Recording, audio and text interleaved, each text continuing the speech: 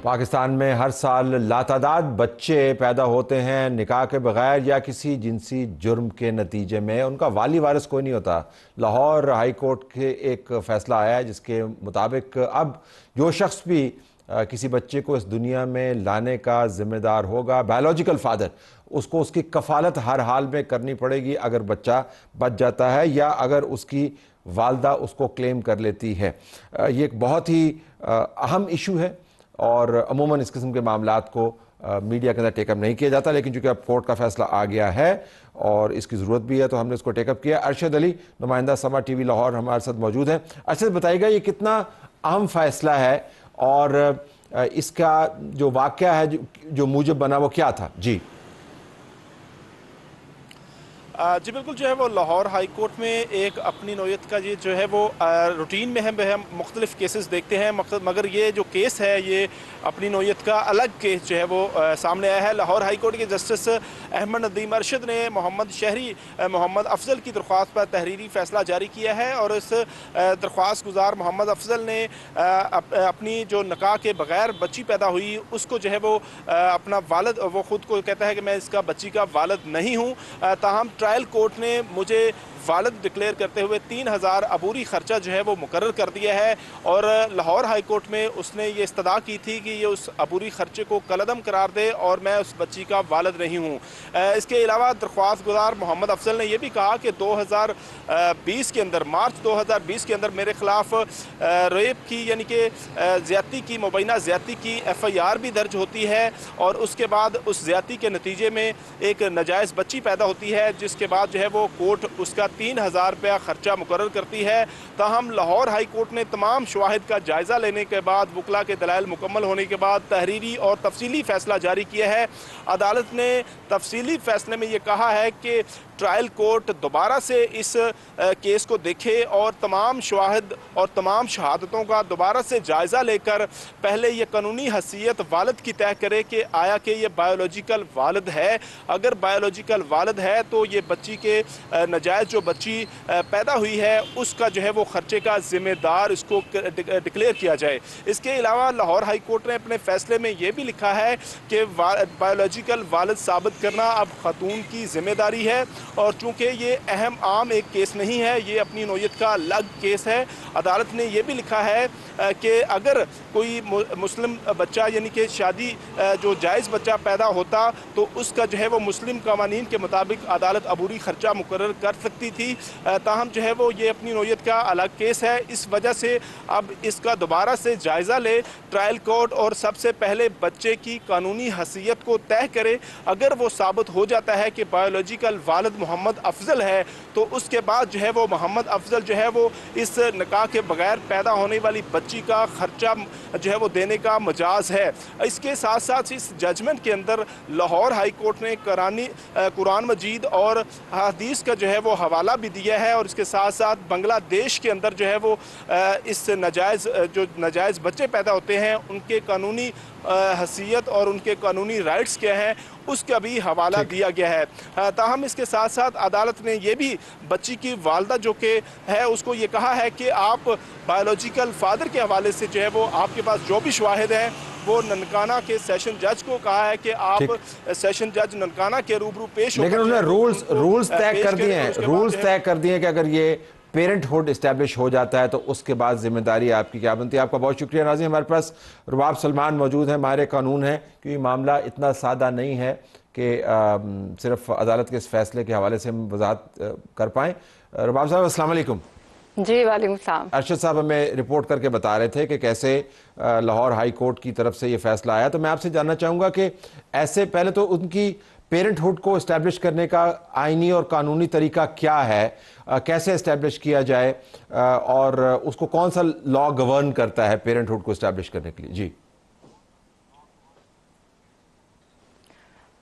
देखिए, सबसे पहले जो है वो पेरेंटहुड के लिए हमारे पास जो है फोरेंसिक है।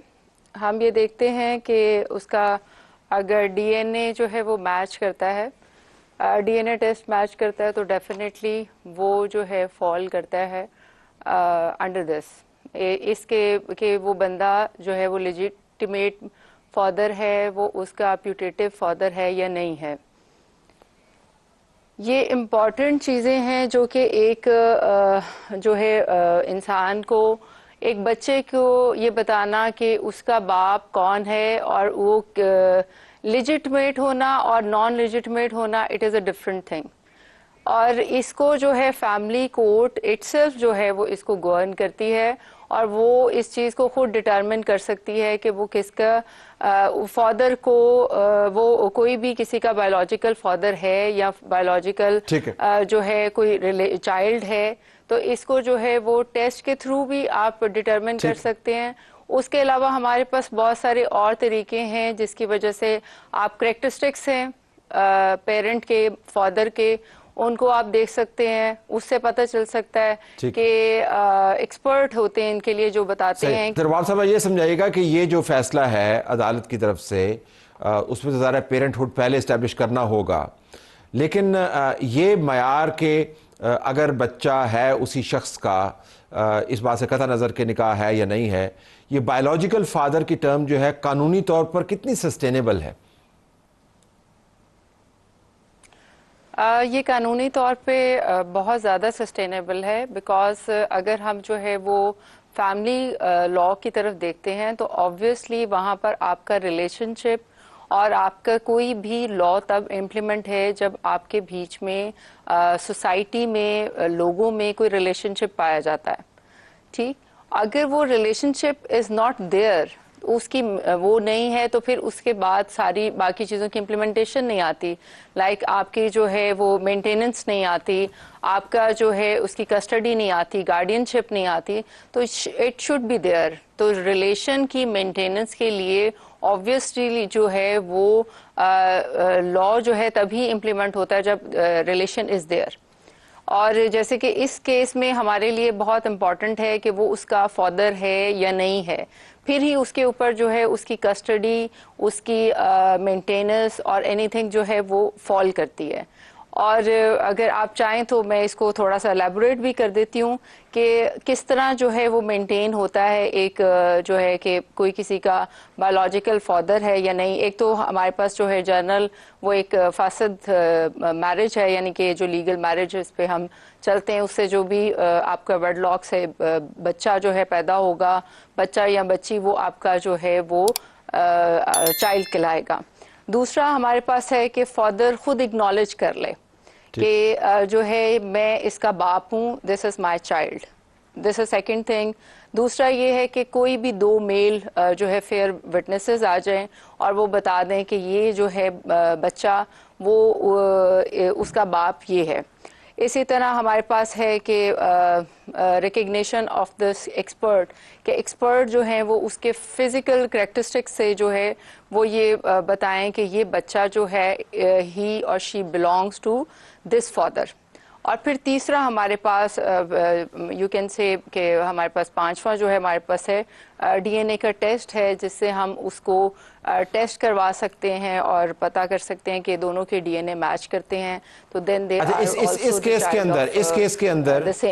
केस के अंदर तो पहले चार तो लागू नहीं होते, क्योंकि फादर जो है वो रिकग्नाइज नहीं कर रहा, वेडिंग मौजूद नहीं है, गवाहान जो अभी तक केस मैंने देखा उसके अंदर गवाहान भी मौजूद नहीं है, फेशियल रिकग्निशन के अंदर बिकम्स अ प्रॉब्लम, क्योंकि ज़ाहिर है बच्ची बहुत छोटी है, आप कैसे रिकग्नाइज करेंगे। तो इसमें डीएनए टेस्ट होना लाजमी है।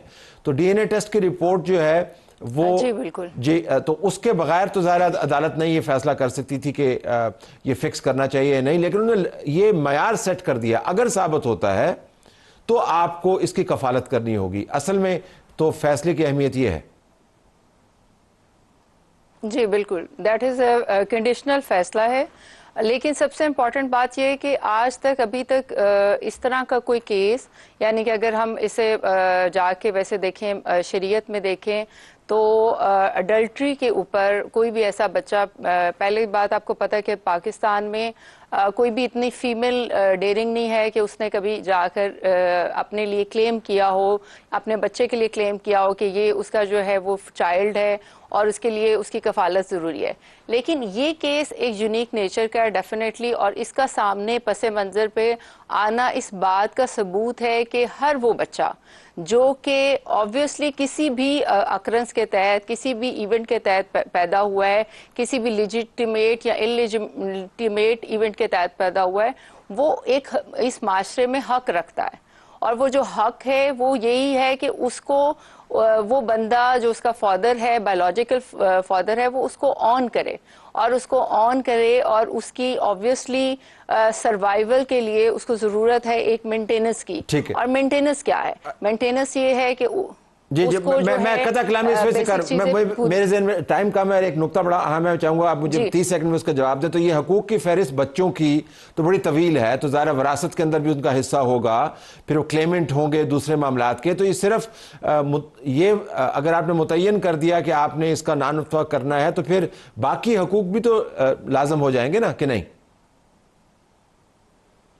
बिल्कुल, जो है फेडरल शरीयत कोड, उसमें जो अडल्ट्री के तहत जो बच्चा पैदा होता है उसमें सिर्फ जो यानी कि एक्सपेंस जो जितने भी उस बच्चे के ऊपर हैं इन एनी वे, किसी भी तरह से वो सब लागू होते हैं। लेकिन अगर आप कहें कि उसको जो है वो पेरेंटहुड का एक राइट मिलता है, तो वो नहीं मिलता। यानी कि उसने जो भी उसके एक्सपेंस उसके साथ जुड़ गए हैं, चाहे वो विरासत में जुड़े हैं या वो किसी भी तरीके से जुड़ गए हैं, वो सब उसके साथ जो है इंटैक्ट हो जाएंगे, बट वो पेरेंटहुड का राइट उसको नहीं मिलेगा। Okay, I have to leave it there. I have to leave it there. ये बहुत ही अहम इशू है। I have to leave it there. It's a very important issue. Thank you very much for being with us, नाज़रीन। वारिदा से यही कुछ इजाज़त चाहते हैं। अल्लाह हाफिज़।